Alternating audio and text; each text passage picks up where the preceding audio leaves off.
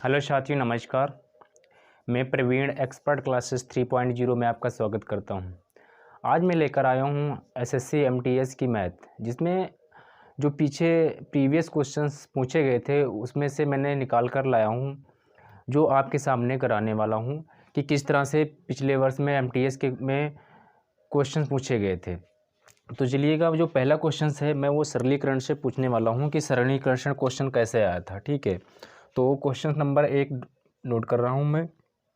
12-6.4 भागे 8 प्लस 0.7 गुणे 0.8, सॉरी यहाँ पे 4 है, 4। ये जो मैंने नोट किया ये पहला क्वेश्चन है। दूसरा क्वेश्चन, दूसरा नंबर प्रश्न देखिए, यहाँ पर मैं नोट किए दे रहा हूँ। 9,14 और 9,14 और 99 में चौथा अनुपात निकालना है। ठीक है, चौथा अनुपात ज्ञात कीजिए या क्या होगा। देखो, मैंने ये इसकी वीडियो बना रखी है आनुपातिक निकालने के लिए, वो आप उसमें से जाकर देख सकते हैं और किस तरह से ज्ञात किया जाता है वो भी निकाल सकते हैं। ठीक है, तो यहाँ पर देख लीजिए, इन दो प्रश्नों के उत्तर दीजिए, तब तक मैं वेट कर रहा हूँ। पहले वाले का भी कर भी लिया होगा सभी लोगों ने। ऑप्शन की बात है तो मैं ऑप्शन भी दे देता हूँ। 11.84, 11.42, 12.48 यानी 48, 11.48। ठीक है, ये दो 4 ऑप्शन आपके सामने है, स्क्रीन पे हैं। आप यहाँ पर 4 ऑप्शन में से किसी एक का आंसर देंगे, तो सभी का हो सकता है उत्तर भी आ गया हो। मैं इसको सोल्व करने की कोशिश करता हूँ। तो आपने पिछली क्लासों में यानी कक्षा 6, 7, 8, 9, 10 तक कोका भागू जोघा का नियम पढ़े होंगे, या भी कह सकते हैं बोर्ड मास का भी नियम पढ़े होंगे। उसी पर आधारित होता है कि सबसे पहले आप ब्रैकेट को सोल्व करेंगे। अगर यदि ब्रैकेट नहीं है तो कोका का मतलब का होता है, जहाँ पर देखा होगा कि ऑफ भी लिखा होता है सब, उसके बाद उसको हल किया जाता है। फिर उसके बाद भाग में हल किया जाता है, भाग के बाद में जो है गुणा को हल किया जाता है। का मतलब भी गुणा ही होता है। ठीक है, तो सबसे पहले यहाँ पर देखिए, मैं यहाँ पर बोर्ड मास का नियम भी लिखा दे रहा हूँ। को का भा गु जो घा। को का मतलब कोष्ठक होता है। कोष्ठक को सबसे पहले हल करेंगे। कोष्ठक में जो होते हैं 4 प्रकार के कोष्ठक। सबसे पहले बार कोष्ठक होता है। बार कोष्ठक के बाद में छोटा ब्रैकेट के बाद में मंझला ब्रैकेट के बाद में आ जाएगा आपका बड़ा ब्रैकेट। ठीक है, तो बड़ा ब्रैकेट में ऊपर बना दे रहा हूँ, इधर दिखेगा नहीं आपको। इसके बाद का मतलब होता है गुणा, लेकिन ये लिखा नहीं जाता है, सिंबल में केवल का से दर्शाया जाता है। भाग का मतलब होता है भाग, जो आप जानते हैं भाग, इसका सिंबल आप जानते हैं कि इस तरह से सिंबल दर्शाया जाता है। गुणा का मतलब तो आप समझते ही, गुणा, यहाँ पर गुणा का सिंबल इस तरह से होता है। जोड़ तो आप जानते ही हैं, इससे तो वाकिफ भी हैं। और घटाना, ठीक है, ये एक नियम होता है कोका भागु जोघा का नियम। यानी सबसे पहले अगर इस तरह से सरलीकरण के क्वेश्चंस किसी भी प्रकार से पूछे जाएंगे तो आप इस तरह से ट्रिकी से लगाएंगे कि सबसे पहले आप कोष्ठक को हल करेंगे। यदि उसमें कोष्ठक नहीं दिया गया है, कोष्ठक में भी नियम होता है कि सबसे पहले आप रेखा कोष्ठक को हल करेंगे, उसके बाद छोटे ब्रैकेट को, उसके बाद मंझला ब्रैकेट को, फिर बड़ा ब्रैकेट को। यानी ये सीक्वेंस होता है। इस सीक्वेंस में आप हर एक जो है क्वेश्चन को सॉल्व करेंगे। इसमें इस वाले ब्रैकेट के अंदर आपको इस निशानों को हल करना है। यानी सबसे पहले आपको का देखना है। का मतलब होता ही गुणा है, लेकिन उसका सिंबल जो होता है वो का से दर्शाया जाता है, इसको गुणा के निशान से नहीं दर्शाया जाता है। ठीक है, और इसका मतलब भाग, इसका मतलब गुणा, इसका मतलब जोड़ घटाना। जोड़ घटाने में कोई भी पहले कर सकते हैं, लेकिन ये सीक्वेंस आपको फॉलो करना है। ठीक है, तो इसमें मैं देखता हूँ कि कोष्ठक तो कहीं दिया नहीं गया है, कोष्ठक नहीं गया है, यानी पहले वाले का काम खत्म हो गया, इससे कोई मतलब ही नहीं है।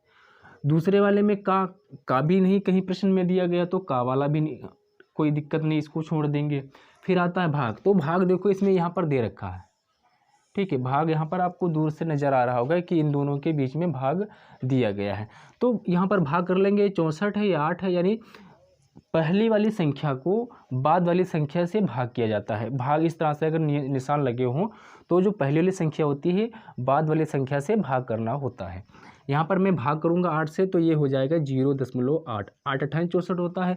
यहाँ पर एक संख्या बाद दशमलव लगाना है तो यहाँ पर 0 लाना पड़ेगा। यहाँ पर 8 तो पूरा पूरा लिख नहीं सकते क्योंकि यहाँ पर एक संख्या बाद दशमलव लगा, एक संख्या बाद दशमलव लगा देंगे। ठीक है, ये 12 माइनस यानी आगे देखो इसके बाद में भी गुणा किया जाएगा तो 7 चौक 28, 7 चौक 28। अब यहाँ पर दशमलव कितनी संख्या बाद, इसकी गुणा करने के बाद देखो यहाँ पर एक संख्या बाद, यहाँ पर एक संख्या बाद, यानी 2 संख्या बाद दशमलव लगना चाहिए। तो यहाँ पर 2 संख्या बाद दशमलव हमने लगा दिया। अब इसमें देखो यहाँ तक तो नियम हो गया, यानी भाग का नियम हो गया, गुणा का नियम हो गया। अब जोड़ घटाने में हम लोग कोई भी पहले कर सकते हैं। ठीक है, तो जोड़ घटाने में चाहे ये वाला पहले कर लें चाहे ये वाला हल कर लें। देखो इसमें ये प्लस में संख्या, ये वाली प्लस में संख्या, तो इन दोनों को जोड़ भी सकते हैं। तो यानी 12.28 आ जाएगा माइनस का 0.8। इसको जब घटाएंगे, घटाने पर देखो इसमें से ये घटाना है तो हमारा जो आंसर आ जाएगा वो 11.48 सही राइट आंसर आ जाएगा। ठीक है, पहले वाले का आंसर आ गया। दूसरा वाला आप लोग भी कर लिए होंगे, दूसरा वाला मैं बता रहा हूँ किस तरह से किया जाएगा। इसकी भी मैंने वीडियो में बना रखी है, प्लेलिस्ट में जाकर देख लेना कि किस तरह से इसको किया जाता है। देखो जो द्वितीयानुपाती, चतुर्थानुपाती, तृतीयानुपाती में तीनों निकालने को बता रखा है। ठीक है, देखो इसको कैसे हल किया जाएगा, आसान तरीके से हम लोग हल कर सकते हैं कि मैंने बताया है चाहे द्वितीयानुपाती पूछा जाए चाहे तृतीयानुपाती पूछा जाए, उसको आप इस फॉर्मेट में ज़रूर लिख लेना। इस फॉर्मेट में लिख लेंगे तो आराम से आप कर सकते हैं। द्वितीयानुपाती में 2 दिया होगा जिसको ये वाली संख्या डबल बार लिखते हैं, उसके बाद में हम लोग x कर लेते हैं। ठीक है, तृतीयानुपाती में क्या होगा, जो है यहाँ पर 2 संख्या दिया होगा, ये मैं पीछे वीडियो बना रहा दिया हूँ, आप देख लेंगे। यहाँ पर x देखो इसमें 3 संख्या दी होगी, यहाँ पर आप x मानना ही मानना है चौथा। और इसको तरीका बताया गया कि बाहर बाहर वाले की गुणा अंदर अंदर वाले की गुणा को बराबर कर लेते हैं। इन 9 गुणे x इक्वल टू 14 गुणे 99। ठीक है, 9 से इसको काट लेंगे, 11 आ जाएगा, 11 इसकी गुणा कर लेंगे, इन x बराबर आ जाएगा इसका 154।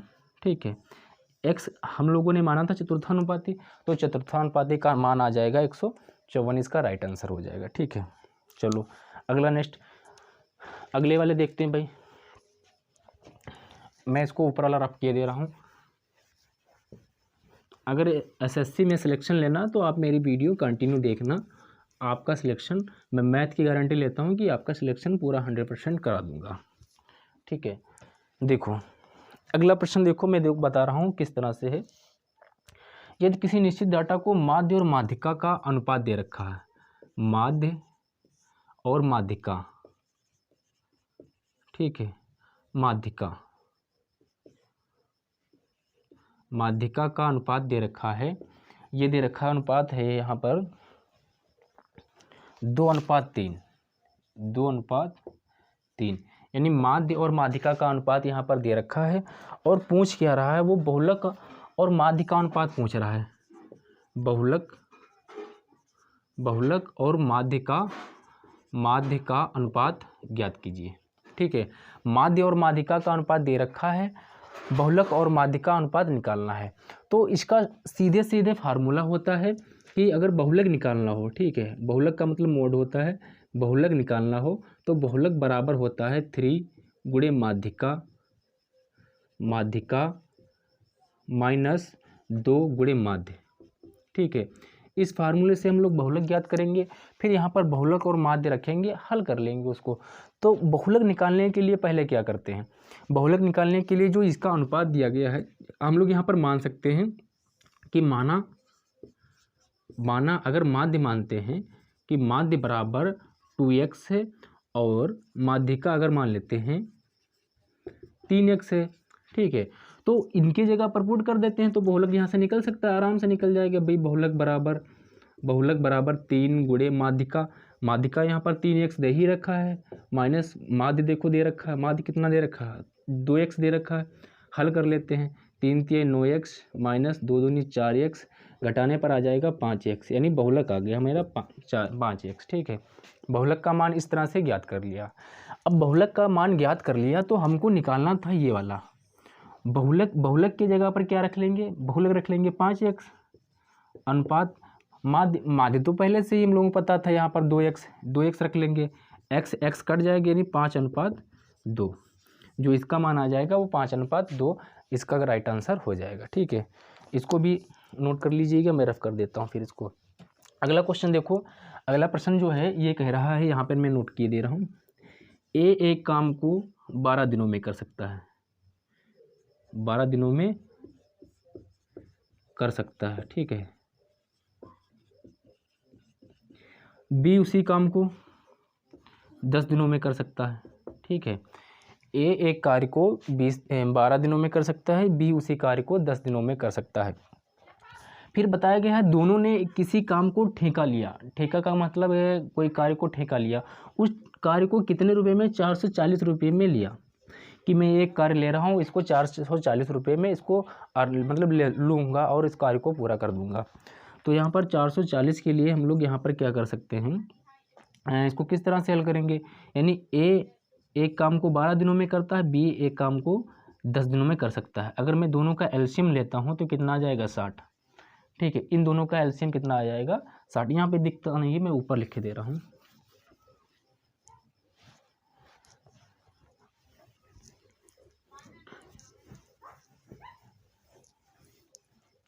यहाँ पर देखिए, यहाँ ये तो दिख रहा है, ए एक कार्य को कितने दिनों में कर सकता है, 12 दिनों में कर सकता है, बी उसी कार्य को 10 दिनों में कर सकता है।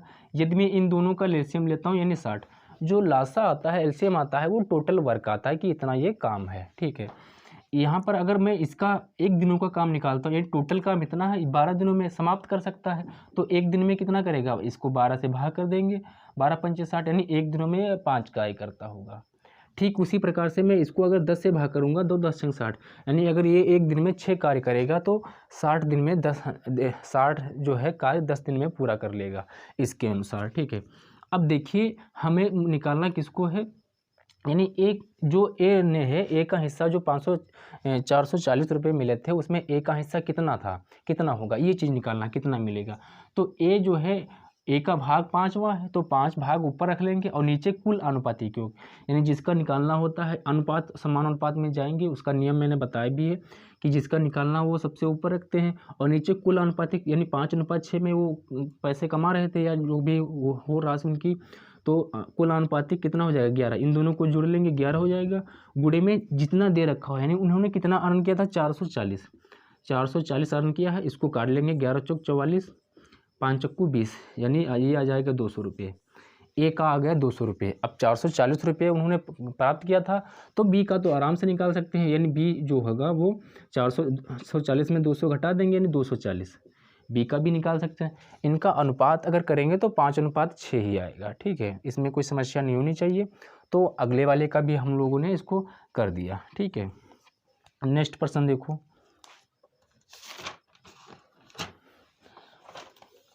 वीडियो को इसकी सुना कीजिए, लगातार कंटिन्यू देखेंगे तो समझ में आएगी, वरना कुछ नहीं समझ में आएगा। एक कक्षा में विद्यार्थी यानी 18 विद्यार्थी हैं। ठीक है, 18 विद्यार्थी हैं जिनका औसत उसमें दे रखा है। 18 विद्यार्थियों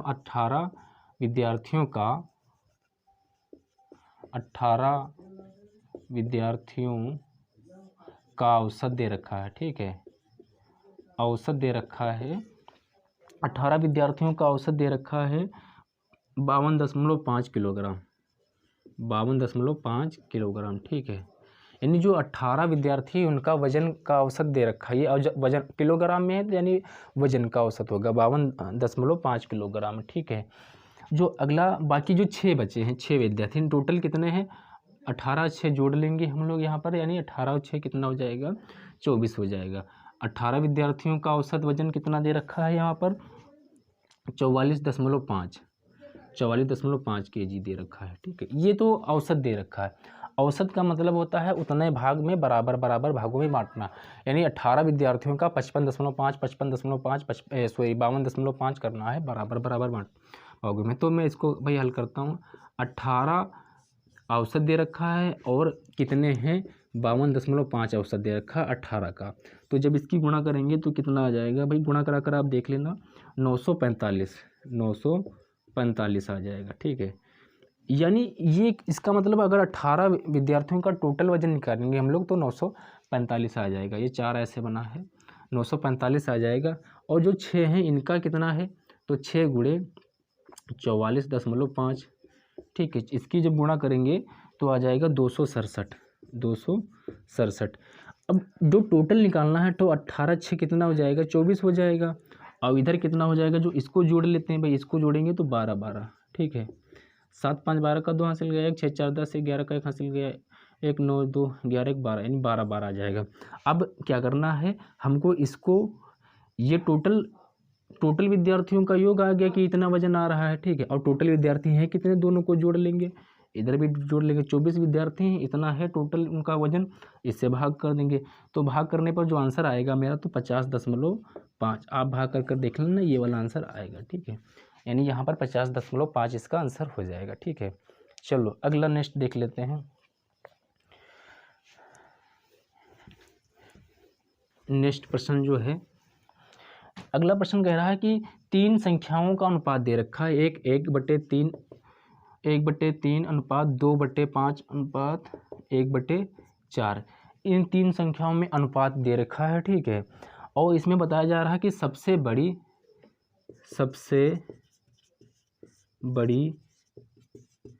और सबसे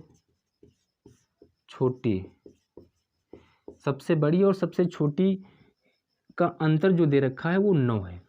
तो जितनी भी संख्या है वो संख्या ज्ञात कीजिए। यानी जो ये एक्चुअली मान नहीं है, ये दशमलव में मान उसमें दिया गया है आपका, कह सकते हैं अनुपात में, तो ये रियलिटी मान नहीं होता है, रियलिटी मान कुछ और होता है। तो इसको क्या करेंगे, इसको हल करने के लिए हम लोग क्या करेंगे, यहाँ पर मान लेते हैं कि माना ये 1/3x है, अगली संख्या मान लेते हैं ये 2/5x है, अगली संख्या मान लेते हैं 1/4x है, ठीक है। ये हम लोगों ने मान लिया कि ये संख्या मानते हैं। तो सबसे पहले तो हमें ये ज्ञात करना होगा कि इनमें कौन सबसे बड़ी है और कौन सबसे छोटी है। तो साधारण तरीके से ज्ञात कर सकते हो, अगर एक को हम लोग 3 से भाग कर दें, यानी ऊपर वाली संख्या को नीचे वाली संख्या से भाग किया जाता है, ये तो आप छोटी क्लासों में भी पढ़ चुके हैं। तो यहाँ पर जब भाग करने के लिए हम लोग 3 से भाग करेंगे, पॉइंट लगाएंगे, 0 बढ़ाएंगे, 3 3 9, ठीक है। 1 बचेगा 0, फिर 3 3 9, यानी इसका आएगा 0.33। इसको देख लेते हैं भाई, 2 को भाग करेंगे 5 से, पॉइंट लगाएंगे, 0 बढ़ाएंगे, 5 चौको 20, आगे 0 भी लगा सकते हैं ऐसे, यानी इसका ये वाला आ गया। इसको हल करते हैं, 1 को 4 से भाग करते हैं, पॉइंट लगाएंगे, 0 बढ़ाएंगे, 4 दूनी 8, ठीक है। 2 बचा, पॉइंट लगाएंगे, 4 पंचे 20, यानी इसका आएगा 0.25। अब भाग कर ये तो पता करा लिया कि कौन छोटी कौन बड़ी। देखो इसमें ये 40 लिखा, ये 25 लिखा, ये 33 लिखा, सबसे बड़ी आपको नज़र आ गया होगा ये है, ठीक है। और सबसे छोटी जो नज़र आ रहा है ये है। तो यही चीज़ इसमें पता था, पहले दिया गया कि सबसे बड़ी संख्या कौन सी है, सबसे बड़ी संख्या 2/5x माइनस सबसे छोटी संख्या कौन सी थी, ये वाली थी, क्योंकि इसमें निकाल लिया हम लोगों ने 1/4x बराबर इनका अंतर 9। ये प्रश्नानुसार कर रहे हैं, प्रश्नानुसार यहाँ पर लिख भी सकते हैं प्रश्नानुसार, ठीक है। प्रश्नानुसार ये चीज़ है, 4 दूनी 8, कैंची गुणा कर लेंगे, 8x माइनस 5 एकम 5x बटे 5 चक्कू 20 बराबर 9। अब 20 इधर भाग में उधर जाएगा तो गुणे में हो जाएगा, ठीक है। तो 8 में से 5 जाएगा, 3x बराबर 9 गुणे 20, x बराबर 9 गुणे 20 बटे 3, 3 3 9, 3 दूना 6, यानी x का मान आ गया 60, ठीक है। अब यहाँ पर जो संख्या हम लोगों को माना था, अगर यहाँ पर x का मान 60 रखेंगे तो 20 आ जाएगा इसका। यहाँ पर अगर मैं x की जगह पर अगर मैं यहाँ पर 60 रखता हूँ तो ये कट जाएगा, यहाँ से कितना, किससे कटेगा भाई, यहाँ पर 12 पंचे 60, यानी 12 आ जाएगा, 12 दूना 24, ये 24 हो जाएगा। यहाँ पर भी रखेंगे तो 20 60 रखेंगे तो 15 चक्कू 60, 15 आ जाएगा। यानी जो हमारा एक्चुअल मान है, रियल वाला मान है, वो 20:24:15, यानी इसका मान ये वाला आ जाएगा, ठीक है। तो सभी का मैंने प्रश्न भी का आंसर भी दिया। तो आप लोगों को वीडियो अच्छी लगी हो तो लाइक कर देना, शेयर कर देना, और चैनल पर नया हो तो सब्सक्राइब कर लेना। Thank you. जय हिंद, जय भारत।